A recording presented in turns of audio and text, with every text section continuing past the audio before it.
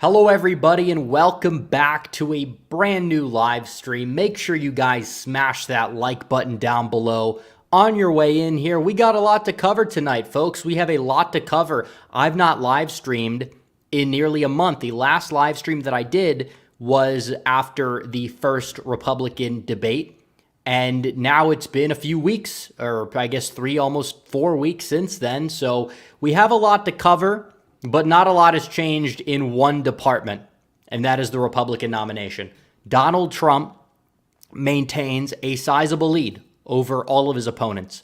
Ron DeSantis has hit a new low, and not only has he lost half of his support since April, he's lost half of his support since his announcement, his disastrous announcement. He has lost half of his support since then. So already you are looking at this, and you are seeing an utter wipeout across the board. Iowa, DeSantis, oh, well, he's putting all of his resources there. We hear that in the past couple of weeks or so. Oh, well, they're focusing on Iowa. This is what they're doing, and they're going to catch Trump off guard. Folks, DeSantis has been living in Iowa, and he's down by 35 instead of 45. And you're going to sit here and try to explain to me, try to explain and gaslight the American people into believing that's some sort of victory? It's not even a moral victory. When you adjust all of the factors, this guy is going out there and he's losing. He is losing because people don't like him. Maybe initially people like the idea of a DeSantis type of figure. Oh, well, he gets things done, they heard. Yeah, well, then they watch him on the campaign trail. What does he exactly campaign on?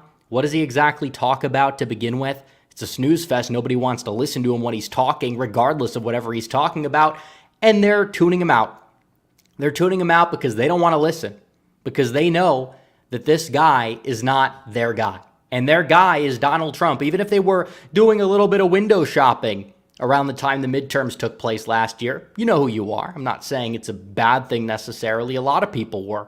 I really wasn't, because I knew that this would happen, and this is exactly what is happening. And these people said, oh, well, Trump's toast. He's going to lose the primary. They're now in cope mode, and they acknowledge it. From time to time, they let the truth slip out. Maybe not openly all the time, but they do occasionally let the truth spill that DeSantis is not in a good position. He's not in a good position at all. So that's why the MAGA hat does not come off. It's never going to come off. We're going to keep it on until after 2024, hopefully beyond that as well. Hopefully Trump gets in there, and he'll be there for 4 years, because he's the only one that's capable of going out there and defeating Biden. And he's showing that. Where is Donald Trump going instead of the debate? He is pivoting to the general election. Donald Trump is doing something that Republicans typically are not doing. While you look at somebody like Tim Scott, he is going out there and he is talking about how, well, these people that are going on strike should be fired. Really? That's going to win over Michigan. That's going to win over Wisconsin, right? It's not. And we could talk about the UAW. We could critique the UAW. I have critiqued the UAW. I think their demands are a little bit too extreme, and I think their demands run contrary to an actual populist policy, because they're so extreme, they're going to ship jobs south of the border. The UAW, in my opinion, they don't look out for their workers, and I think a compromise needs to be negotiated. Who's the great negotiator? It's not Ron DeSantis. Sure as hell isn't Tim Scott. He's too busy eating McDonald's. He's going to be working there pretty soon. But it's Donald Trump. It's obviously Donald Trump. There's no negotiator in this race that negotiates better than Donald Trump. And we're going to talk about the abortion stuff later on too, because there does seem to be this misconception brewing on the right. And it all comes from the DeSantis people. It's not like this real, authentic type of panic that's happening anywhere outside of Twitter. But you're looking at this, and Trump is going to Detroit. He's going to talk to the auto workers. He's trying to work out a deal, essentially. And that showcases where his heart is. He's not debating these clowns. He's not giving these clowns the time of day. Why would you give these clowns the time of day? You're ahead by 45 percentage points. Why care what Ron DeSantis and Nikki Haley and Mike Pence, who now literally has admitted that he wants to send your kids to Ukraine, who cares what they have to say? Why should we waste our time? Why should we waste our energy dealing with these clowns? And obviously, we'll cover it. It's content. We're going to cover both, just like we covered both the last time.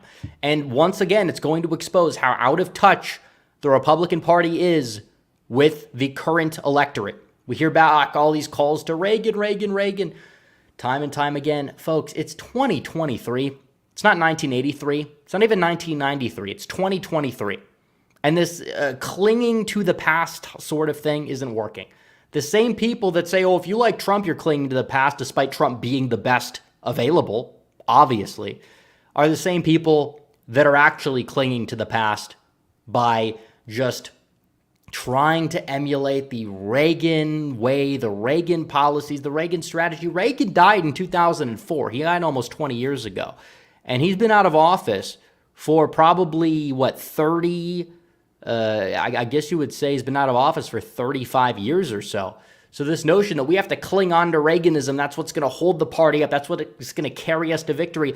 A lot of these voters in these younger generations, or a lot of the voters you need to win, they're tired of hearing about that. They don't exactly care so much about that. This isn't even an indictment of Ronald Reagan or his presidency. We could debate positive things that came from it, which there were. I'm not saying he was an awful president, but there were some not so good things that came from it as well. And that kind of seems to be the Republican Party at large with all of these other people. We need something new. We need America first, a vision to put this country first, a vision to put the people first, a vision to look out for the citizens of this country, a vision to restore an elite that looks out for the people. That's kind of what the whole tenet of populism is. It's not necessarily that this notion of an elite is inherently evil and we need to get rid of hierarchy. That's Marxism. Right-wing populism would be, well, we don't oppose an elite, but we have to have an elite that stands up for the interests of America, the interests for the American people. And they don't do it. So when you look at that GOP debate stage without Donald Trump, maybe with the exception of Vivek Ramaswamy on some topics, you have a bunch of clowns. Why care what these people have to say? Trump's not a coward for stepping into that debate stage. And he's really not, because he's up by 45 points. Biden's up by a similar margin over RFK Jr. He's not debating. Does that mean he's a coward? Well, some people will say yes. But the bottom line is he doesn't have to. That's the real reason why. If he was up by 10, maybe we could talk about that. If he was up by 20, we could talk about that. But the guy is up by 45 percentage points. Ronald Reagan wasn't debating when he was up by that much. Trump in 2016 wasn't debating when he was up by that much. There's no reason for him to step out onto that debate stage with all of these clowns that he leads by 45 points in every poll. Because you could say, well, polls are not always accurate. True. I mean, I've said that for a while. Some people are saying that I'm a hypocrite because I decide to say, if in every poll you're up by 45 points, you've got this thing locked up. It's not hypocrisy at all. That just makes you dumb for not understanding the nuances and the differences between close general election polling in presidential years and a large aggregate of Republican primary polls. They want to live in denial. They will cope. They will do anything possible to distract from the fact that their brand of politics isn't working. Their guy is a disaster. The donors are leaving him for Nikki Haley, and she's not doing too well either. So at the end of the day, DeSantis destroyed his political career to go out there and do this. He destroyed whatever political ammunition he had for 2028 to go out there and embarrass himself and really expose who he really is as a candidate. And that's not to say that, he's like the worst rhino ever on policy. That's to say people are not going to resonate with this guy because he is meh. He is weak. He is not somebody that a lot of people view as a leader. He is awkward. He does not resonate with the average American voter, especially in these places you need to win.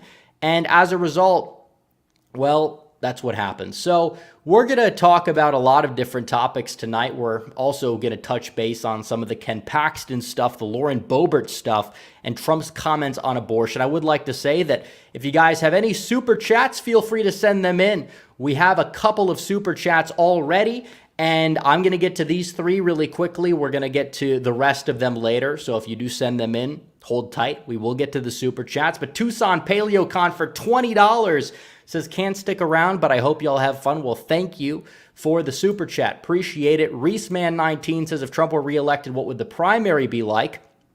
Would Trump support Pence? Would DeSantis be the MAGA candidate? Probably, actually.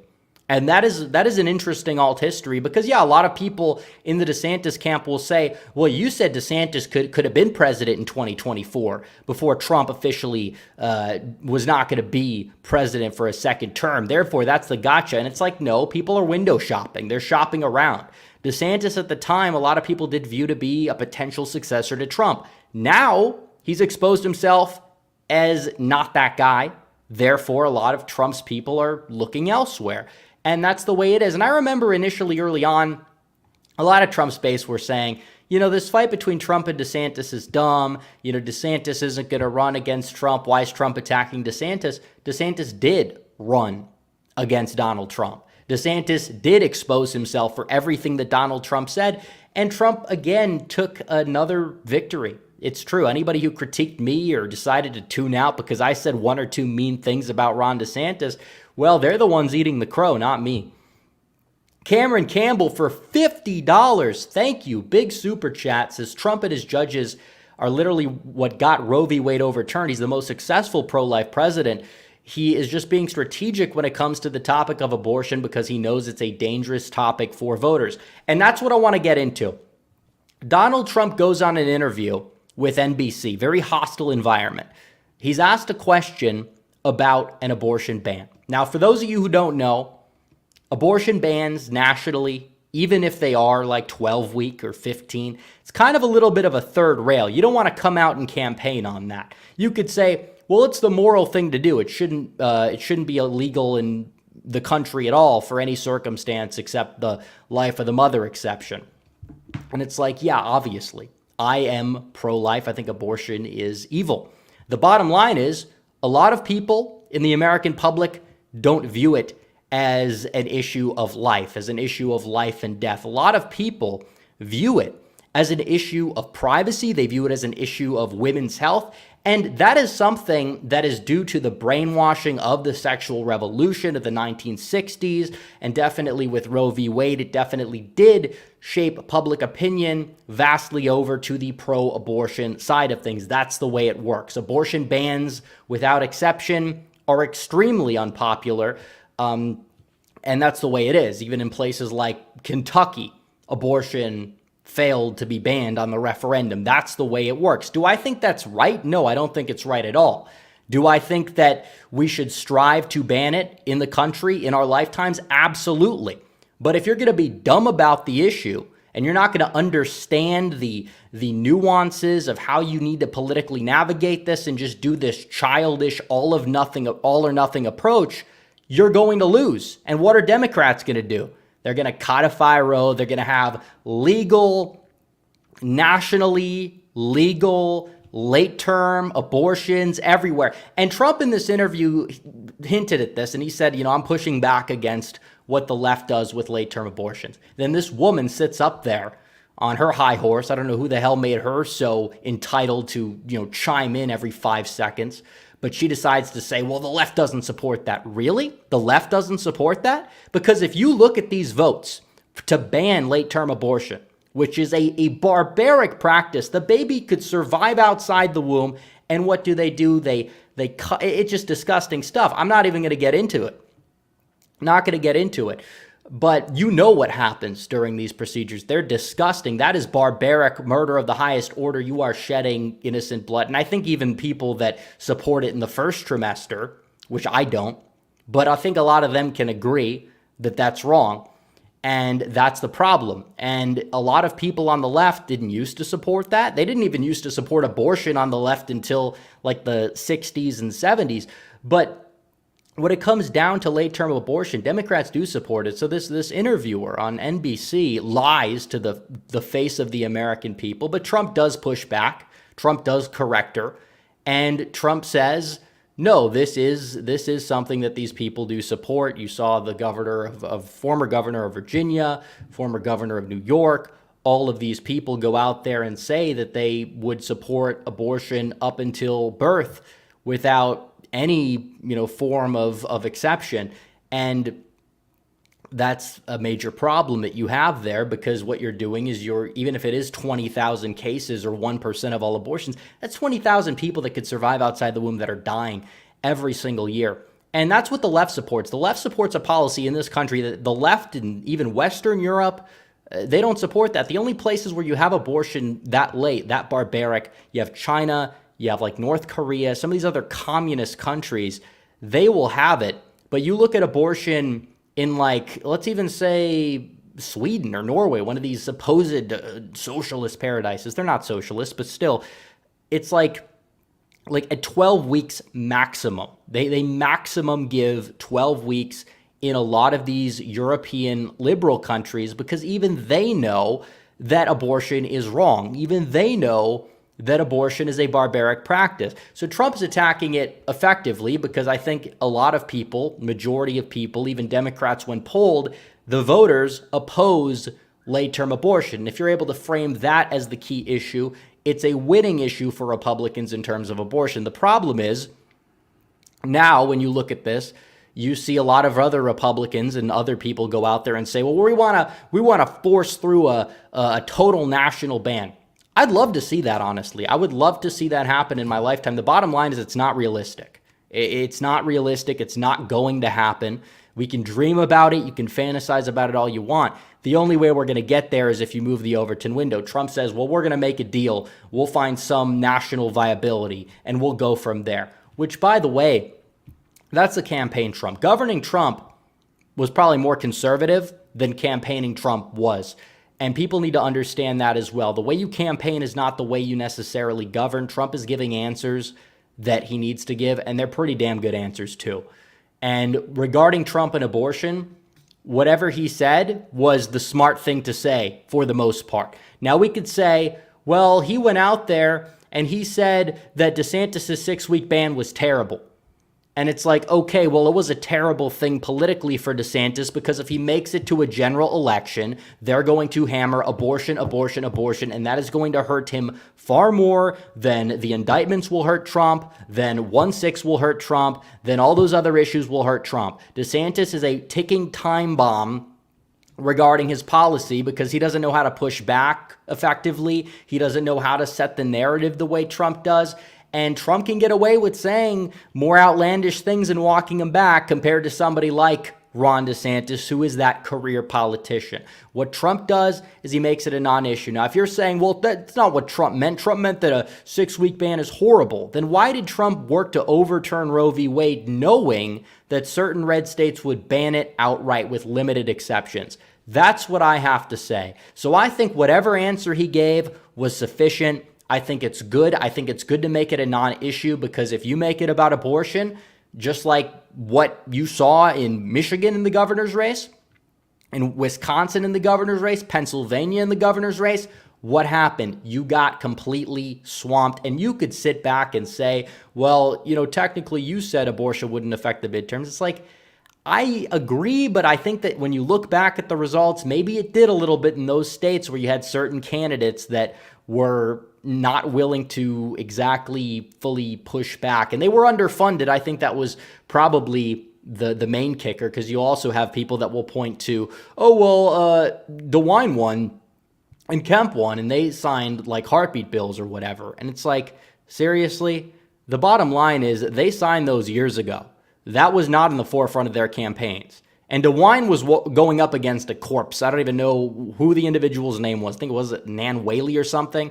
Somebody who got like 36% of the vote, didn't try, got vastly outspent by Mike DeWine. That's more of an indictment of the Ohio Democrats than it is DeWine's popularity of the ban, which, by the way, those heartbeat bans are, especially at the state level, are not that unpopular. And I think we possibly could in the next 20 years see one nationally, but we have to move the Overton window. And same thing with Georgia. A lot of Georgia Democrats tend to be black, and they tend to be a little bit more socially conservative and not like super enthused to turn out against Brian Kemp because of the issue of abortion compared to a bunch of white liberals who live in Ann Arbor, Michigan, or who live in suburban Philadelphia, etc. So I think overall, making abortion a non-issue is smart. We could talk about Biden's failures. We could talk about a lot of things.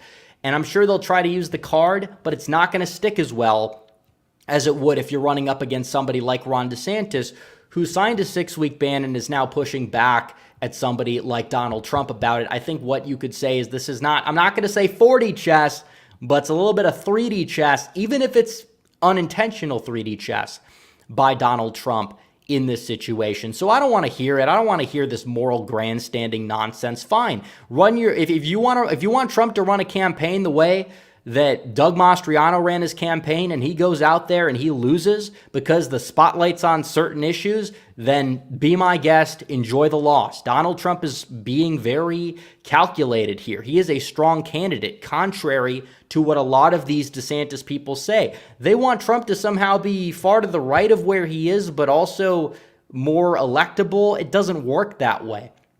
And they're finding that out the hard way. Trump is somebody who picks his battles. And he picks his battles accordingly, and he wins off of them. And the social conservatism aspect, it's still there, but it's on the back burner, and it's not like the main part of his brand, and he uses that to go out there and expand the base. Now, there are some things he does and says during his presidency that I have critiqued for being a little bit, too liberal or unnecessary. For example, the pandering to black voters with the platinum plan, that didn't do him any favors. But if you notice, he's not doing that so much now. What's he doing? Oh, he's pandering to the UAW strikers. That's far, far more effective when you talk about election messaging in a place like Michigan that you need to win, because you can't abandon your own base. You could grow the coalition. That's going to grow the coalition. You're probably going to get more black voters in suburban Detroit and Cleveland doing that kind of stuff than you are pandering with a platinum plan or a jailbreak bill.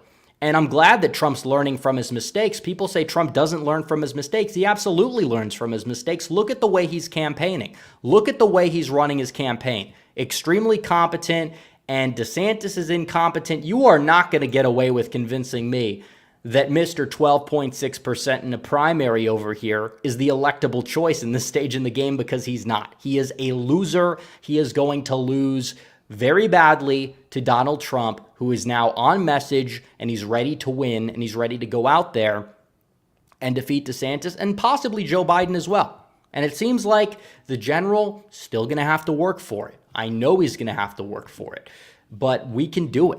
And we have to understand the mechanics game. Pennsylvania today, they announced that they were going to have automatic voting registration. Josh Shapiro, their governor there, has decided to do that. And a lot of people are angry. They're furious. And I'm like, okay, I understand why people are angry, but I'm sick of the victim mentality that a lot of people have on the right.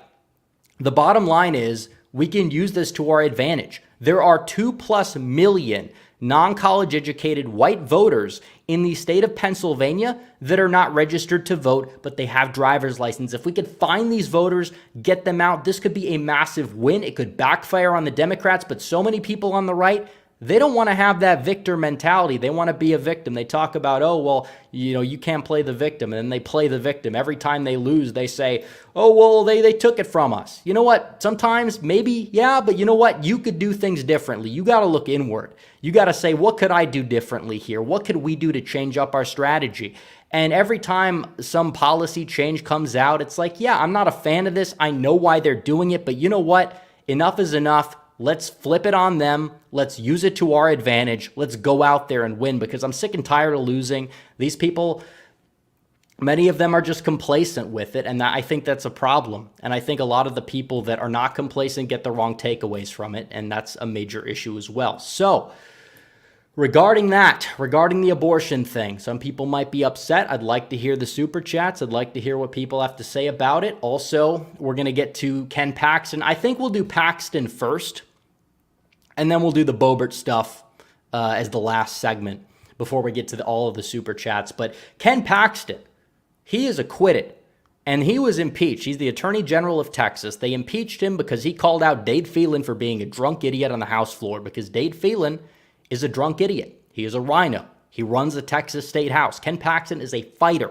He is a America First MAGA warrior. In fact, I think he's one of the greatest warriors. He's intelligent. He's smart. He is very cunning. He knows how to go out there and win. He knows how to deliver victories via lawsuits. He knows how to move the Overton window through policy, through action. Ken Paxton is a hero. No doubt about it. And he was impeached for corruption, they say. You know what? I don't care if he's corrupt, honestly, because he's just good at his job. And people might say that's a bad mentality to have. I don't care. Huey Long, he was a little liberal on some things, I know, but a lot of people on the right do look up to his leadership. They understand, he's corrupt, but he did it to help people. He was very good at what he did. And Texas agrees. Ken Paxton is one of these supposed uneluctable MAGA types in a neocon state.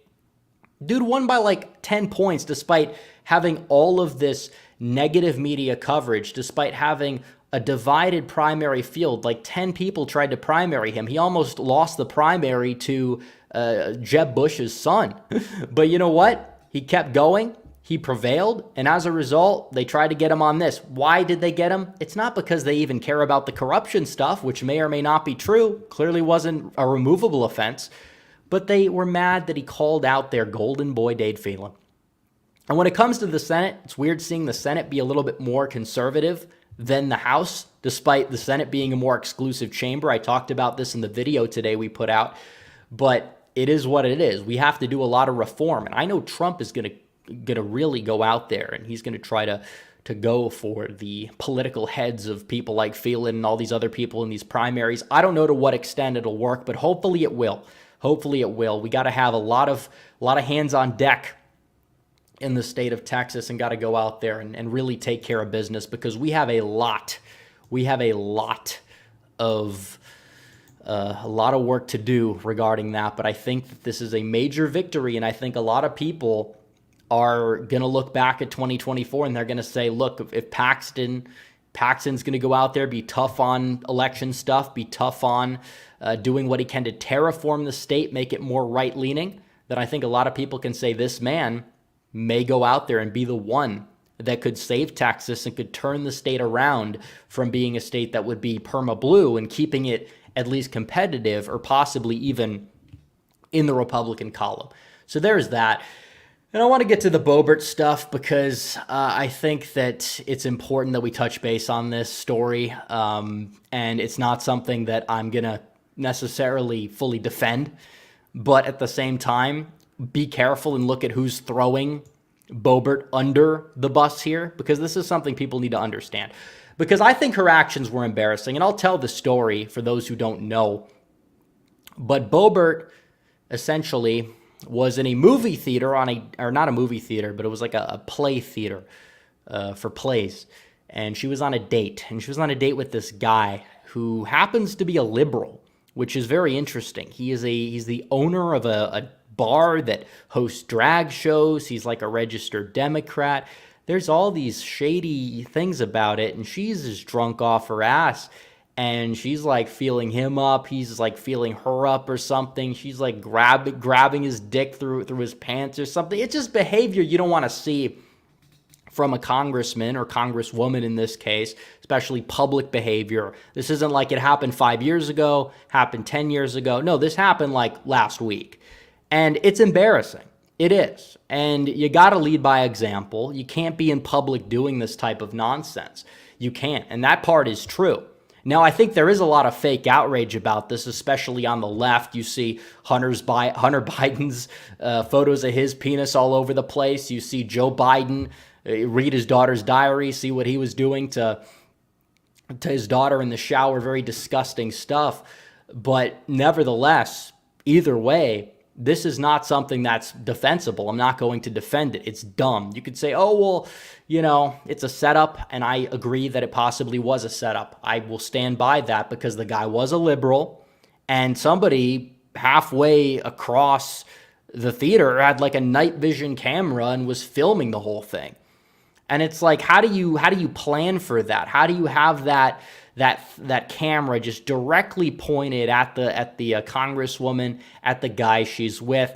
Like, and how do you get it to the media like that? How does that exactly work? Like, did you know something was going to happen? I'm telling you what happened.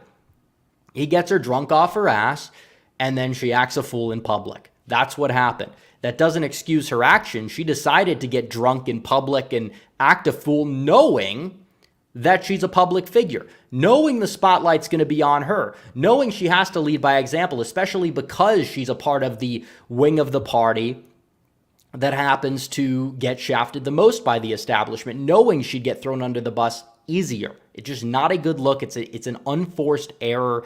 It's just dumb. You don't need to do stuff like this. And you could say, well, I know that if the establishment, one of these people did this, that they would probably get away with it. They probably would. And I know they do this stuff. You have people in DC that likely, allegedly do coke and, have all these bisexual orgies. That's what Madison Cawthorn got in trouble for calling out, and then they leaked all of his stuff. But you're responsible for your own actions. And again, if this happened 10 years ago, I wouldn't care. I wouldn't care at all. 10 years ago, private citizen. I'm not saying it's good. I'm not saying it's behavior that's becoming. I'm not saying that it's behavior that I would endorse. I don't. But what I will say is I could look past it. But because you're there, it's dumb. It's not good. Now, I will say this. Anyone who says, oh, we're going to primary her, be careful about that. Because I'd be fine throwing her to the wolves if we could get another Lauren Boebert in there or a better Lauren Boebert in there. But are we really going to do that? I mean, I'm not going to say primary her out with some neocon knowing that we're going to lose a fighter. Somebody that actually has a solid voting record, because that's a dumb thing to do, and we don't need to do that. We don't need to lose a solid conservative congressperson because of the fact that they did something stupid that happened to be captured on video. Now, if we lose them for somebody better, hey, let's do it. I mean, she's been a little bit of a liability, but are you going to get that? Are you going to find somebody better, or is she going to get Cawthorned and primaried out by somebody who at best will be like milquetoast, who at best will just be a run-of-the-mill conservative who probably does not have half as solid of a voting record as somebody like Boebert has? That's the real question, and we know what the answer is going to be, so be careful regarding the calls to primary her, and if there's somebody that can realistically win that primary in that district in Colorado, run, do it.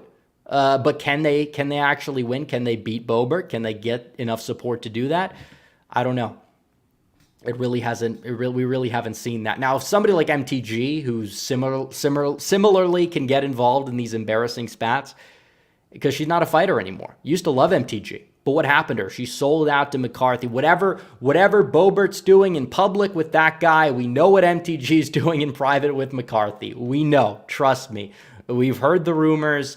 I mean, I'm not saying it's guaranteed, but let's just read between the lines here, folks. We know what goes on behind closed doors. She sold out so fast, and it's sad. I really hate to admit it. It's sad. I don't know what she's angling for. She just wants to save face because she was a little controversial.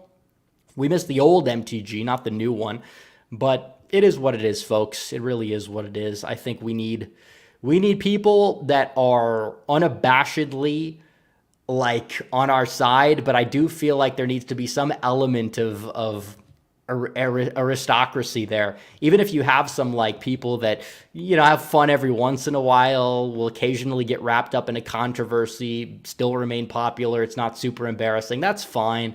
But I mean, would I rather have a Lauren Boebert type that doesn't get involved in this nonsense than Lauren Boebert herself? Absolutely, 100%. And that's really my take on that. People might disagree. People might defend her. People might say, I don't care. I want her out of there regardless because of what she did. I think there's a middle ground. I really do. And that's the way it is. So, super chats. We have a lot of super chats, folks. We are going to get to all of them. We are 34 minutes in. The show goes on. First super chat here, we have Cameron Campbell, who decides to say the reason why Trump and Vivek are ahead is because they understand the American people, the Perot energy.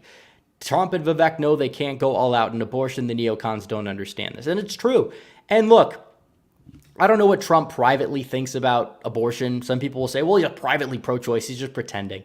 Or I like to use the term pro-abortion because I think that there's the choice thing is what they use to kind of trivialize their very, very bloodthirsty position on the topic. But nevertheless, it's like, yeah, there's a lot of people in the American public that downplay it. There's a lot of people even in the Republican Party that are somehow, some way to at least a certain point, you could say it's 6 weeks, 8 weeks, 10 weeks, they support the first trimester abortion. I don't. I want it all gone. But you know what? You're not going to campaign on that and win on it. I wish you could. You just can't do it. You can't do it whatsoever. There's no counter argument to that. And that's the way it is. I'm not saying cave on the issue. I'm saying whatever Trump's answer was fine. And I think when you look at the, 6 weeks is a terrible thing, I think in a way you could say that it's a mix of DeSantis' political acumen being a terrible thing, which it is, because him signing that knowing he's going to run for president was not a smart move for him. I think it was the morally correct move. I think you could say the morally correct move would be to restrict it even further. But when it comes down to that statement as a whole, you could also say it is 3D chess, because now he's going to make all the other people look unpalatable to the independence that Trump is supposedly underwater with. So now Trump can kind of have a leg up with the whole like, I'm the moderate unifier type of thing, which is kind of what he's running on. And I think it's a smart move. He seems more measured. He's not as bombastic. Well, he can be bombastic, and I think he can be, and I think depending on the setting, he will be. But he does seem a little bit more reserved, a little bit more like a deal maker, a little bit more presidential, but I don't see it as a bad thing. And it seems like he's learned from the mistakes of 2020. He's not doing the clown car stuff like he was then. He's not letting the establishment run the show or dilute his messaging like he was then. He's embracing certain things like early vote, mail-in votes, you name it, while still critiquing the processes, of course. But he's telling people that they need to vote early and vote often the way the left does. That's a good thing. So his campaign is more competent than I think a lot of people are giving him credit for. I think that you could, if you want to make the argument he's still the slight underdog, go for it. We could discuss it. We could talk about it. I'm not going to be one of these people that says we're going to be too cocky. We're going to say Trump's going to win. Don't worry about it. Because even though I think Trump can win, and I think he's the favorite right now, a lot can change, and we need all hands on deck, and we don't need to take the opposition for granted the way I think a lot of us did in 2022. And to a lesser extent, 2020. And I guess you could say, yeah, maybe I was a little overconfident as well. Clearly the results speak for themselves, but now I'm telling people, got to narrow the focus a little bit. I want to win. I'm tired of losing. I'm tired of people blaming Trump for the losing. I'm tired of people not willing to do anything except play victim regarding the losing as well. So that's what it comes down to. Shane Kena says, my problem is that the GOP keeps pushing massive public bans of abortion when it should be on the DL. Sneak these things in like the Dems do. True.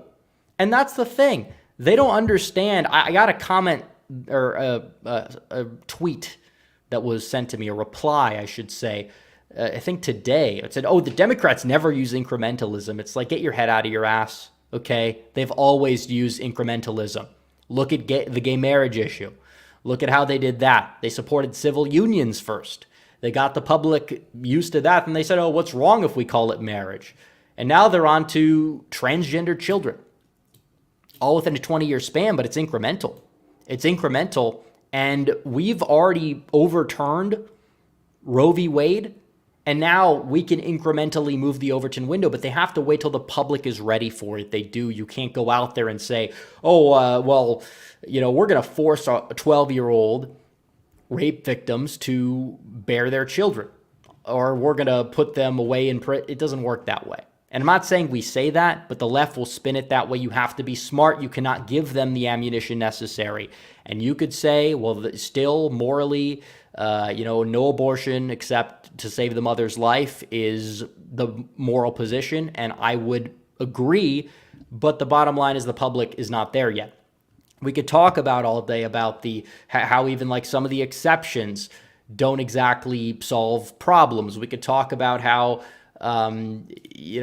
regarding the fact that there's been studies that rape victims who do abort their children have more trauma than those who don't. We could talk about that, but it misses the point of electoral politics, because the way you campaign is a little bit different than the way you govern, and it's also a little bit different than what the end goal is for a certain topic or a certain position that people have, because some things that you say now, even like what I just said regarding those studies, which are true, a lot of people will say, well, that's just crazy. That's insane. You're an insane person.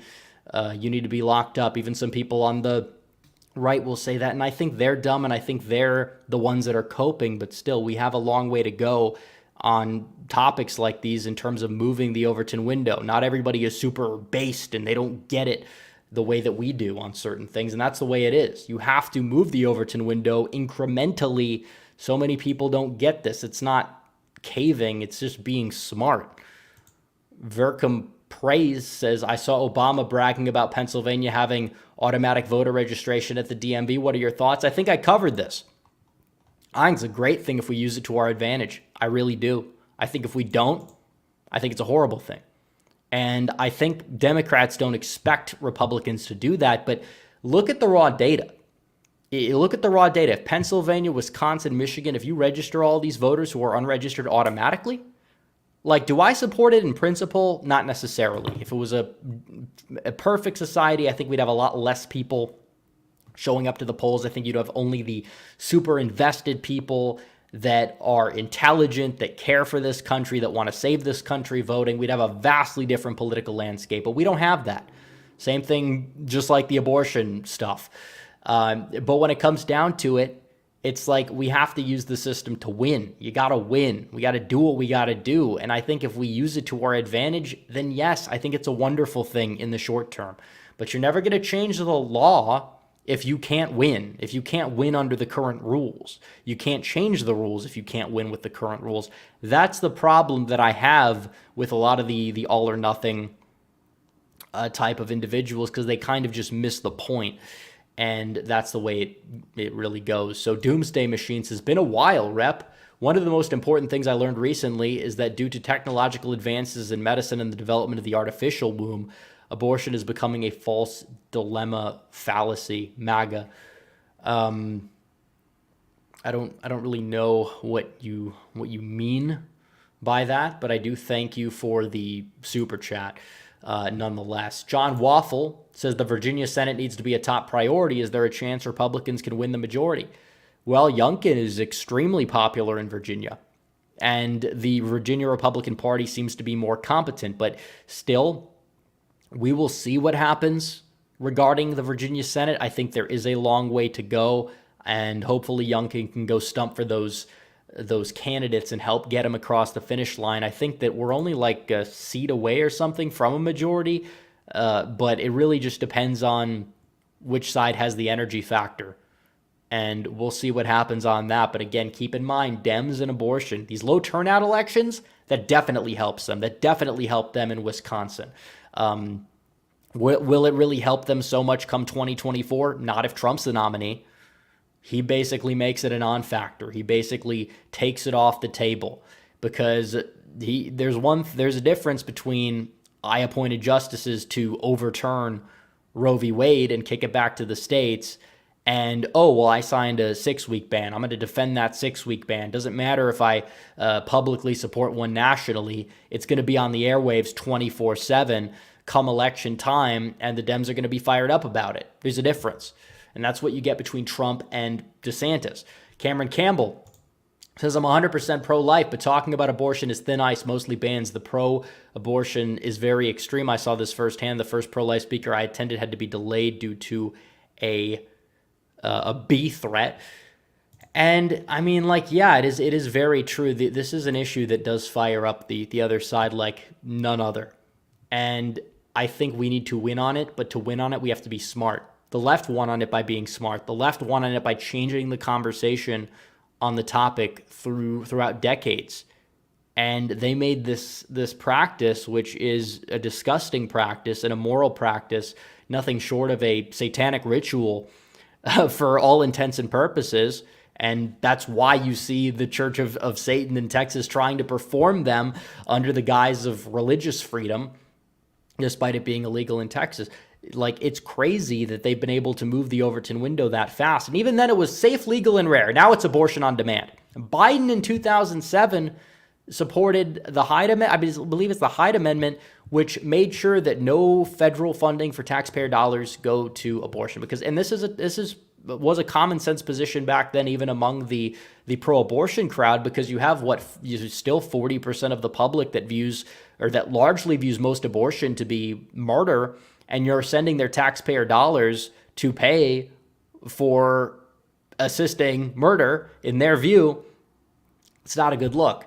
But now Biden goes out there, we're gonna repeal the Hyde Amendment. We're gonna make sure that taxpayer dollars do go to fund abortions and things like that. Folks, this is what we're dealing with. It's incrementalism.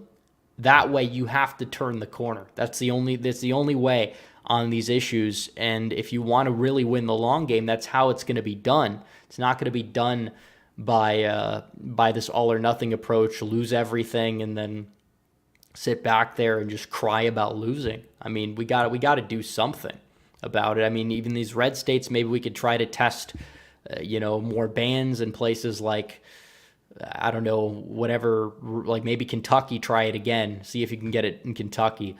But last time it failed, so we'll see. But we have to push back a little bit, move the Overton window. And I think Trump, even talking about a national ban of anything, is a win, because he's protecting life and he's protecting these late-term abortions. But eventually the Overton window is going to have to shift, and it will, and that's a good thing. So if you're supporting Trump, you're supporting somebody that can win, and you're supporting somebody who's intelligent on the issue more so than not. I mean, that's just the way it goes.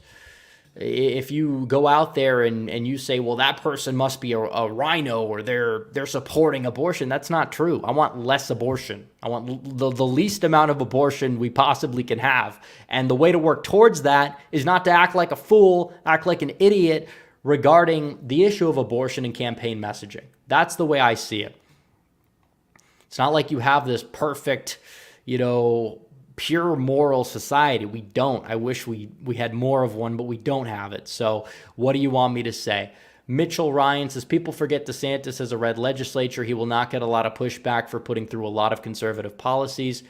Well, I mean, I don't know what you mean by that. Pushback from who? The legislature? If you're talking about like him the getting things done mantra, yeah, he has it easier than a lot of other people have it. That is very true. And even then, there's governors that have outpaced him on that topic, like McMaster or John Forte, or even Reynolds, who's now trying to be buddy-buddy with DeSantis without even giving him the formal endorsement, which, again, that's kind of an L on her part. Sam Madsen says, does the abortion rights amendment in Missouri pass in 2024? Can we beat it? Depends on what the campaigns are for each side. I think we still can win these amendments, but we have to be smart about it. That's kind of the key thing. I don't know. Missouri, probably, if it's like to either legalize it completely or ban it completely, I think they probably err on the side of narrowly legalizing it if you look at what happened in Kansas. But keep in mind that every single one of these referendums are different. We'll see what happens in Ohio this November. Mike M says, should Texas keep sending buses full of illegals to sanctuary cities? Thanks for the live stream. Well, thank you for the member chat. And I don't know. What they're doing is they're sending them deeper into the country. Why can they not find a way to turn them over to the federal authorities? Why are they sending them to sending them to cities where they can't be deported, sending them deeper and deeper into the country? It's like what DeSantis did with the Martha's Vineyard stunt. It's like, oh, he's doing it for publicity. I mean, I'm not going to do this liberal routine and say, oh, it's inhumane. He's being this human trafficker like they called him, which is ridiculous. But I will say that it's pointless, and it's just like, we're going to own the libs. What gets done about it? Nothing. You're sending people deeper and deeper into the country, and in certain cases, they'll use that as like an argument in court as to why they should get a green card or why they should not get deported. And from what I've heard, it's worked before, so they have to be very careful about that. Sam Madsen says, I unironically wish Wisconsin would do automatic voter registration because we'd never lose the state again. Well, yeah, but you also have to get these people out to vote too. And that goes both ways. Democrats have a great operation of getting people out to vote. Can Republicans counter it? It's possible. The Pennsylvania Democrats are in shambles right now. That can obviously change, but I did the video on it the other day, and everything said in that video still holds up. I mean, I think that's why they're trying to push this through, hoping it can help them ahead of the Supreme Court election, but we'll see. And if they drop that, if they fumble the bag regarding that, it's a brutal a loss for the Pennsylvania Democrats. FIM Writers Group says, here's something that so many neocons don't understand. When you play the Dems game, they lose. Beat them at their own game. Very true. They write the rules. They write the rules. And you follow the rules they write for you. And the rules are designed to facilitate our defeat, not their defeat. VW Bear says it won't be long till Phelan gets a DUI. Yeah, probably. Jason Christie says, do you think the UAW strike is a good or bad thing for Republicans in Michigan? Well, I think Trump's handling it well. Now, do I think the UAW's demands are too extreme? Yes, and I think they will cause jobs to be lost. I don't think the demands are populist. I don't think these unions and the union bosses are really having the workers' best interests in mind. But again, there's a difference between being pro-union and pro-worker. I think we can somehow strike a deal, and I think in order to do that, you need leadership like Trump, people that can strike deals that actually will help the economy and make everybody happy involved. And I think that's why he's going to the UAW strike instead of going to that clown show of a debate. E.G. Johnson says it's not like Boebert destroyed her Dem opponent. Yeah, but in a presidential year, she probably will still be just fine. But I do think she gets primaried out, and I do feel a little worried about the fact that that the primary challenger to her is not going to be better than her. It's going to be somebody worse on the issues, which is not good. Shane Kina says Nancy Pelosi doesn't make unforced errors. I mean, she's not popular though. I think she does make unforced errors, but they don't blow up in her face as much. The unforced errors that she makes, like she's not going to get drunk in public. She will rip up the State of the Union address for political brownie points or whatever for her own base, but even then it's like whatever. She's not liked by anybody, but she's never going to leave that position. So is that even an error of sorts? I don't know. It's really not. Sam Madsen says, how have we fallen so far in abortion as a country from even 10 years ago? In my opinion, it's because Trump took out the last of the pro-life Dems in office. Yeah, I think you could say it's a good thing that a lot of those voters have switched over, but I do believe that overall, I think that a lot of the pro-life movement is kind of just in shambles right now because they don't know where to go, because they don't understand how to navigate things politically in the post-Roe era, because they were just trying to overturn Roe, and it worked. But then they're like, oh, well, winning feels weird. I don't know where we go from here. Some people are like, let's not talk about it at all. Let's leave it up to the states. Other people are like, let's ban it without any form of exception in every single state possible. Let's do a national ban, which again, we could say that's the goal, or we could work towards that in the future because that's what we had before. 60, 70 years ago, that's what we had before. But right now, it's not feasible, but we have to work toward that goal. And that's where the pro-life movement really needs to go right now. So here we go. Shane Keenan says, first you lose big, 2018 blue wave. Then you lose small. Then you win small. Then you win big, 2024 we will see. I mean, anything is possible. I think that there's not like this, oh, well, more people are like waking up. That's why 2022 was better for Republicans than 2018. Because there's a lot of factors that go into it. But at the same time, I do believe that midterm years, you had a bad midterm, doesn't mean Trump can't win because some candidate he endorsed didn't know how to run a campaign. Like, that has nothing to do with anything. People weren't going to the polls saying, I'm voting against Tudor Dixon because she's endorsed by Donald Trump in a primary. The people that were saying that were going to vote Democrat. They were going to vote for Whitmer, regardless of what anybody did. You know, same thing goes for Pennsylvania. Same thing even goes for Arizona. There were missteps made for a lot of different campaigns, even campaigns that I supported, campaigns that I liked in 2022, and the GOP establishment wants to blame Trump when in reality they bear a lot of blame as well. So hopefully a lot of people are waking up and have learned their lessons. I think 2022 was not a good year, but it wasn't the worst thing possible if we're able to have a quick turnaround, learn from the mistakes. Biden's not popular at all. I mean, Biden wasn't on the ballot in 2022. Neither was Trump, by the way.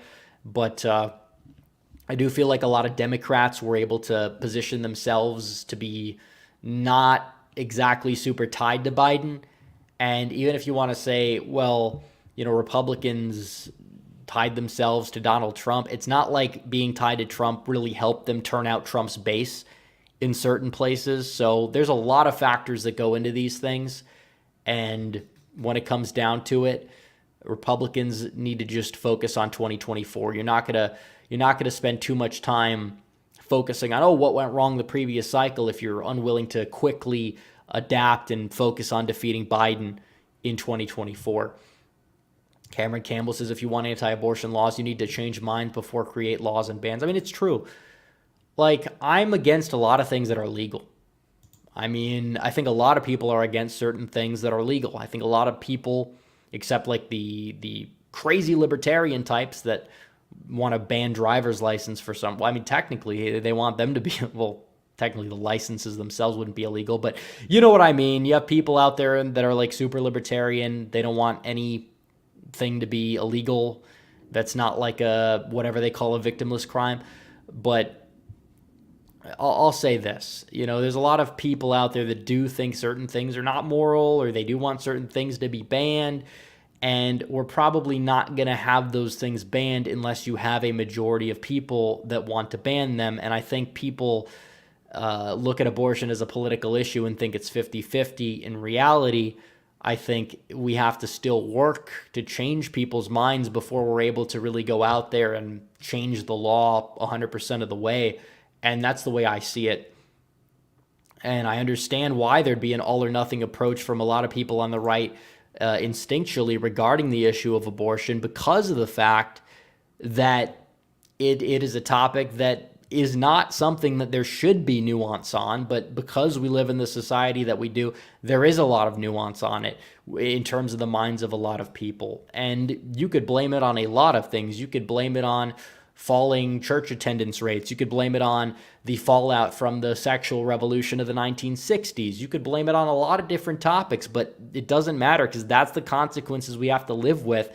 And we're obviously going to want to move towards a more just society, a goal of a society that protects all life, but we're not there yet for some reason. So we still have to do some work, and we have to pick our battles accordingly, even regarding the topic.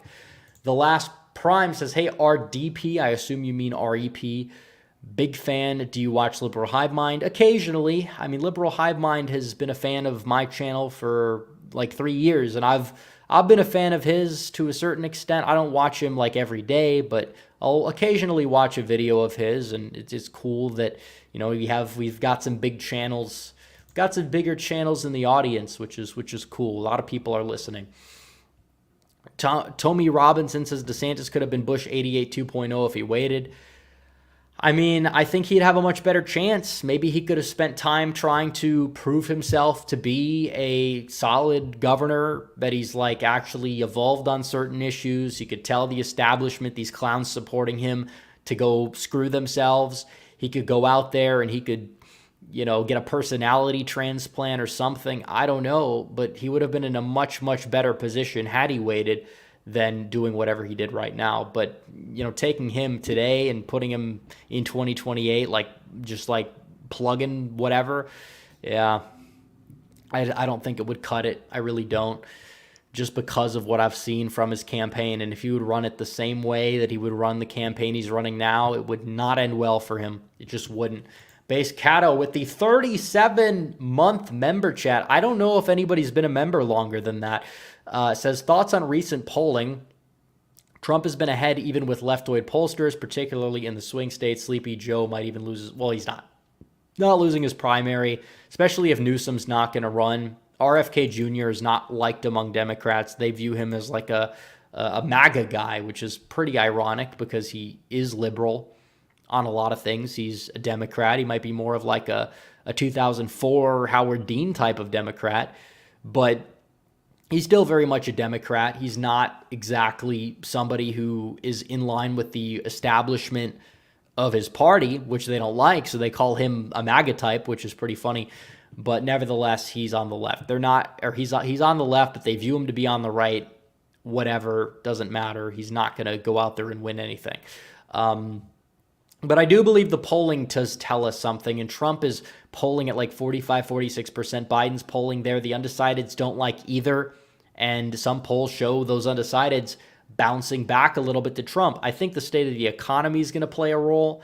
I think what Biden decides to do and the political calculations he's going to make between now and then are going to play a role. So I'm not going to say either way that, oh, well, Trump's going to win big, or the polls are exactly going to be anything other than a snapshot in time. But it is encouraging because we never saw polls back in 2016 or 2020 that consistently had Trump ahead nationally like this.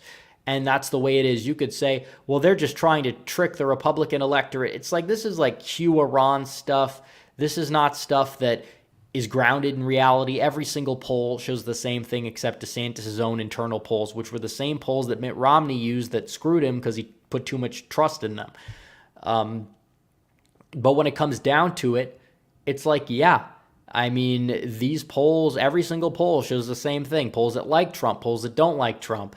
And the national polls were accurate in 2022. The state polls, not so much, but the national polls were. And I think the reason why they were not accurate in 2022 is because a lot of people, when they were polling, assumed that you would have an electorate that was coming out for Trump or coming out for Biden more so than an electorate that was coming out for somebody like Fetterman compared to Dr. Oz or all these other people.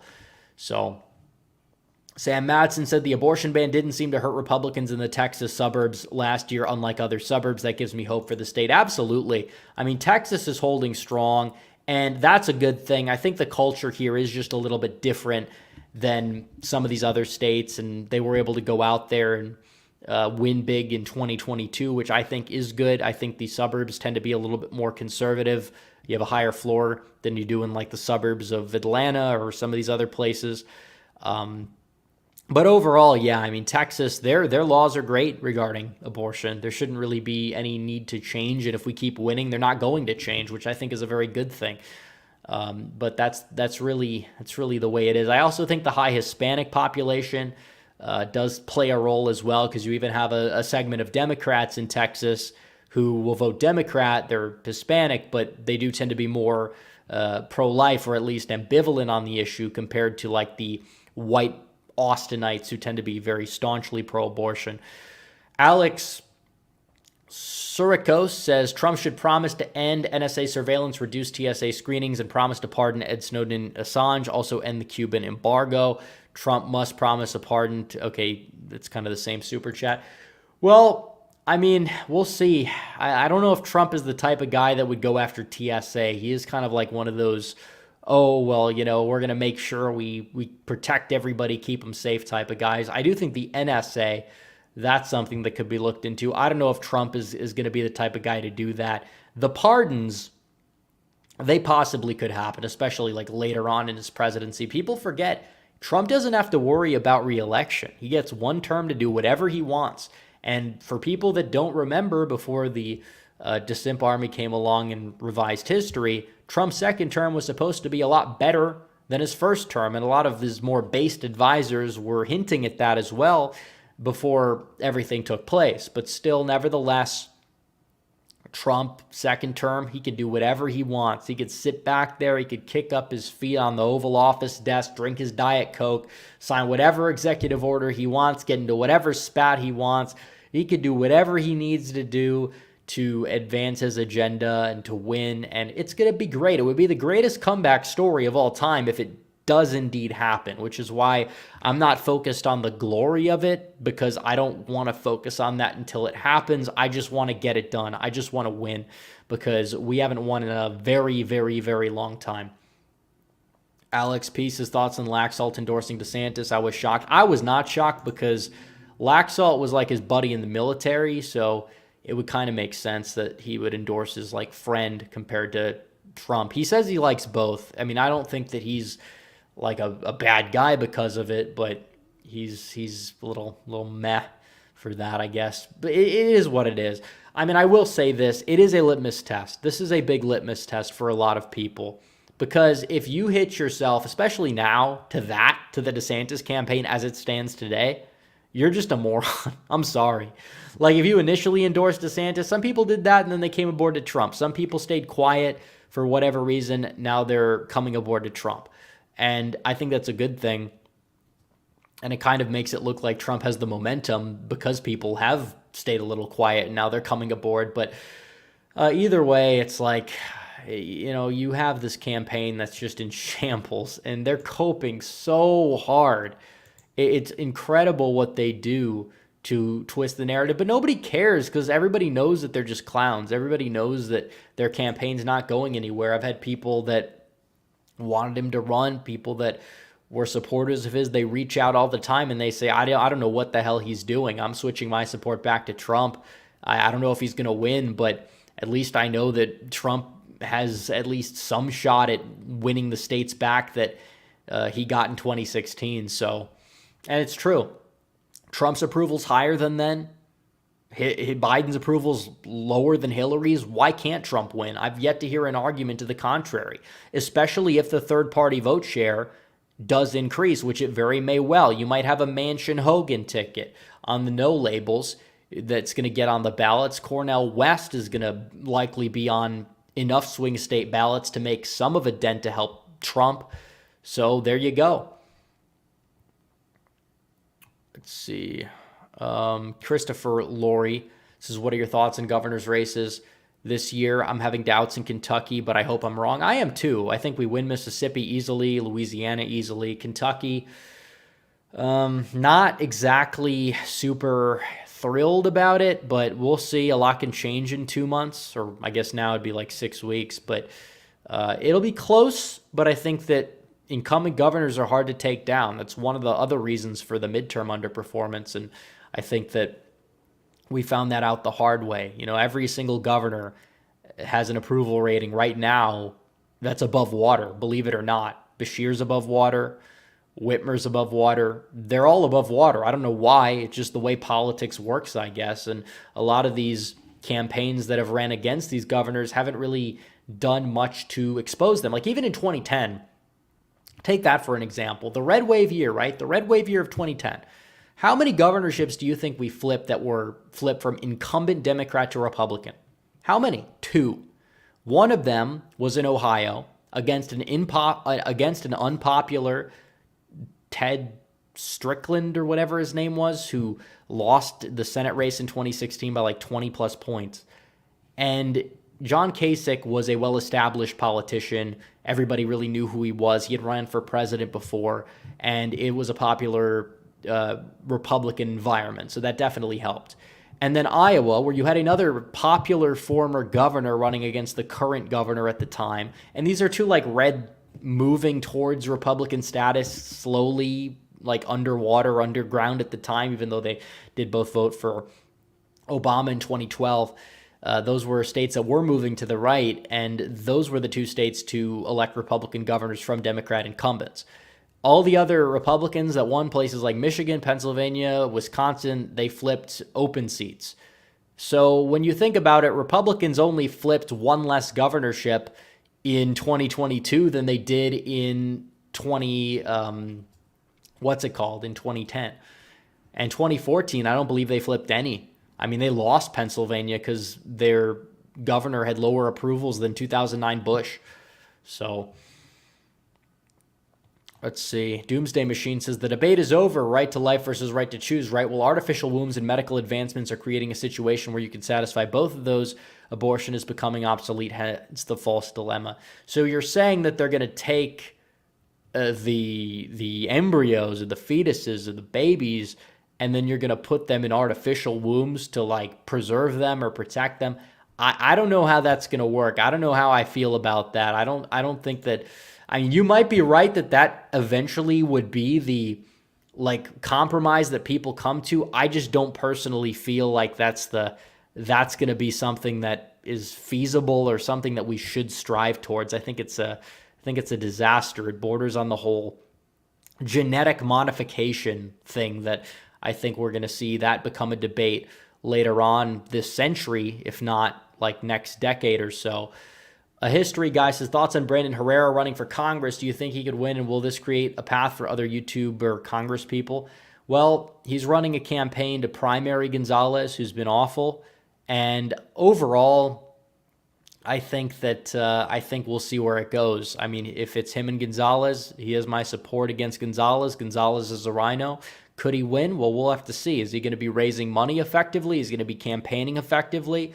Or is he going to be running an online campaign that's just going to, get a lot of donations from like his audience, but not go anywhere past that point? Because that's what it comes down to. You can be popular. You could be an influencer. You could run for Congress. And obviously, I think that some of these people can win. But if you don't play your cards right, you don't have an apparatus that's out there to get your votes out, you're going to struggle to some extent, and that's the way it is. Now, in terms of me running for Congress, I'd be more than open to run for Congress, but not right now. Maybe 2028 or around that time we'll consider it, but we'll see. BRGRS says, are you worried about Trump getting removed from the ballot in some states? Nope, they're not gonna be able to do that. They'll try. It's not going to go anywhere, though. Sam Madsen says there might be a Florida abortion rights amendment on the ballot, but Florida requires 60% to pass amendments. Will we beat that one? Depends what the threshold is. It depends if they're just trying to push the ban back to 15, or if they're trying to say no ban at all. I mean, Florida is a state that is hard to really predict now compared to where it was in 2012, where their abortion referendum, or I think it was a pro-abortion referendum, it passed significantly, or it was an anti-abortion referendum that got struck down by a lot.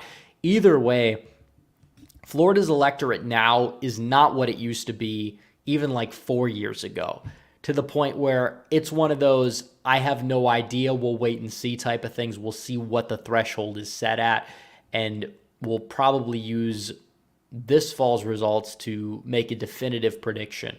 Simon says, who is the strongest candidate Dems have in 28, assuming Trump wins? I'm thinking Shapiro. I don't know if he'd get past a primary, but at the same time, whoever gets past a primary is really dictated by whatever the party wants. But I think Whitmer's overrated. I think that she'd be like the Democrats' DeSantis. Oh, well, you're a governor who's like rising to fame in the party. He doesn't really have a lot of charisma or energy behind them other than like a name on Twitter. But I don't know who the strong candidate would be. I don't think it's Newsom. I'm not really afraid of Harris, obviously. I think she'd be a cakewalk to take down. You look at somebody like Ossoff, I want him gone in 2026. I don't know if it's possible, but I would like to see him lose to anyone. Don't even care who the nominee is. Just take out one of their blue chip prospects per se, in the football way of saying things. But you gotta go out there and make sure that you can lower and you can lessen the field. That's what you gotta do. So in regards to whatever the Dems are gonna put up there, I would say that I'm trying to think. I can't think of somebody that I'm super afraid of at the moment. I think that Shapiro, if he gets past the primary, he could be interesting as a threat, but I don't know. We'll see. I think I'm missing somebody. I think I'm missing someone that's on their bench. It's not AOC. It's not Newsom. Newsom, I mean, it really depends. Could he win? I mean, there's a lot of dirt on him. He's like a salesman. He tries to do this whole like political thing. Oh, well, I'm going to go on Hannity. I'm going to campaign to Republicans, but they're not buying his nonsense either. They're really not. Nick A says, thoughts on Michelle Obama? And that's another thing that gets raised every 4 years. Oh, is Michelle Obama going to run? And I don't know if it's ever going to happen. But I don't think they're not swapping Biden out last minute. They're not going to. And we hear this every single cycle. I don't know. Maybe she'll run eventually, but not now. We hear these rumors all the time. Oh, well, Michelle Obama is going to be coming out of nowhere at the last minute. Oh, Hillary's going to be the real nominee. We heard that a lot in 2020. Never happened. So, yeah, it's not going to work. Yeah, Newsom is a used car salesman. Used car salesman that decriminalized knowingly giving people AIDS in the state of California. Yeah, that's a winning message for middle America. That's a winning message, all right. It's not. It's not. Andrew Mortensen says, you're the man, Rep. Thank you. Trump wins 297 electoral votes in 2024. I hope. It's possible. Let's get it done. Let's get it done. We got to get it done. All right. Well, we're an hour and 15 minutes in. I think we got to call it. I think it's been a great stream. Like the stream down below. Subscribe to the channel. Hit the bell for notifications. We have another Super Chats. This will be the last call for Super Chats, but I will say we're going to call it in a minute or so. Mike M. And this is another thing we didn't quite get to touch on tonight, but we'll touch on it now. Says, what are your thoughts on the Senate changing the dress code so Fetterman can wear casual clothes? I think it's a clown show. And like I said, there's no element of like aristocracy anymore in like the good sense. You have senators that are going to work trying to like appeal to the working man dressed in like oversized baggy sweats. And it's like, you think that people that don't have it that well off financially can't like dress well for certain occasions? You think factory workers don't own a suit? Like, do you seriously think that people in middle America dress like John Fetterman? John Fetterman doesn't even dress like a member of the working class. He dresses like a homeless person. And that's going to be allowed on the Senate floor. It's just more degradation of the standards over time. It's true. You see it everywhere. You see the removal of any sort of standard. You see people whine about, oh, why aren't there any fat people in these catalogs for clothes? It's like, because that you're not supposed to be fat. It's not a good thing to be fat. Shouldn't be promoted. You should lose the weight. You know, if you're a little heavy set, fine. You know, if you're willing to lose that weight, great. I think it's a wonderful thing. You know, you can't exactly judge too many people from their circumstances, but you gotta work towards that goal. And if you're gonna be mad that they're not accommodating your needs in the advertisements, well, you're just a moron. You're just a loser. I mean, plain and simple. Because you shouldn't want to be fat. There's a reason why. There's a reason why guys don't want to date fat women. There's a reason why women don't want to date fat guys in many cases, and it's true. I mean, there's a standard there that's biological that says that shouldn't be the way it is. And that's not to shame certain people like the way that people will claim. That's to say, you know what? You got to be the best version of yourself. You got to hit the gym. You got to, go out there. You got to improve yourself. The same thing goes for clothing. I don't want senators to be dressing in their sweatpants because they just want to. I want them to dress like normal senators. That's what I want. Just be a normal person. Dress like you belong in the upper chamber, not like a homeless person. That's what it comes down to. Andrew Mortensen says, Michelle a man, Trump a goat. Thank you for answering. I thought that said IG, like IG as in Instagram. But yeah, no problem. Thank you for the super chat. Based Cato says, thoughts on potential government shutdown. We'll cross that bridge when we get there. But it does seem like you have some infighting even in our wing of the right. You see Gates and Donalds going at it about the levels that they want to fund the government right now. I don't know. Usually the shutdowns do not make the current president look good. However, we know how the media spins things, especially in this day and age with Biden, so you never really know how it's going to go. But that's what it comes down to. You have the government about to potentially shut down again. You have DeSantis bros claiming that they're going to win the primary despite being down like 60-12. And you have senators dressing like homeless people on the Senate floor. That's it. That's your country today. So anyways, guys, thanks for watching. Like the stream down below, subscribe, hit the bell, do all that good stuff. I will see you guys in the next one. Red Eagle, out.